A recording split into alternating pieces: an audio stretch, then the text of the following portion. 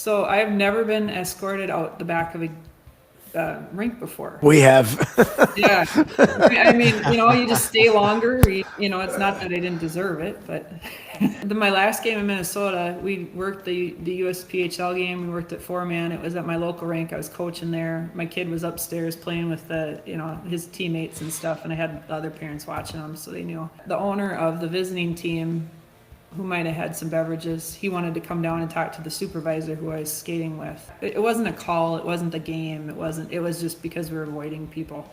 So we got escorted out the back of the rink, which was hilarious because, my buddy Trent, who's from Homer, Alaska, and he's huge, and he's giving me high fives on the way out because he's watching the game, and he's like bringing my kid to me out the back door and stuff. He thinks it's hilarious. So that was my last game in Minnesota. And then when we moved to Florida, I was on the dry sheet over at Skadium in Fort Myers here. And I walked out and I was coaching my oldest kid's soccer practice or whatever. So I walked out and my husband was there with 3 kids.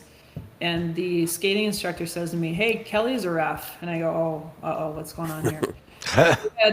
They had a makeup game for COVID. It was a 16U boys game. And they had one team from Tampa and another team from another 2 hours away. I think it was West Palm or something. And they didn't tell the officials to schedule of refs. So they had Happens 2 all the teams time. fully dressed that drove over 2 hours to get there and no officials. And so she said, "Well, do you have your stuff?" And I go, "Well, it's in the car." So I went and it's always in the car. I went and got my stuff and I said, "I'll do the game on one condition." I said, "They have to know I'm not late and I'm just a coach." And I think I had the wrong helmet even. So I had Coach Kelli taped on my head, on my helmet. And so I go on the ice and they clapped.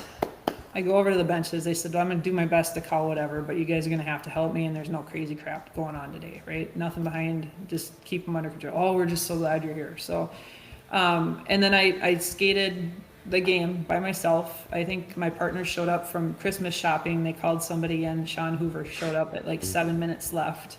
The poor guy, he should have just stayed shopping. I felt bad for him. On the way out, they clapped for us. And then on the way to the parking lot, there were 3 parents that offered to pay me. So, I mean, I went from getting escorted out the back of the rink to going, "Oh, this Florida hockey is not so bad."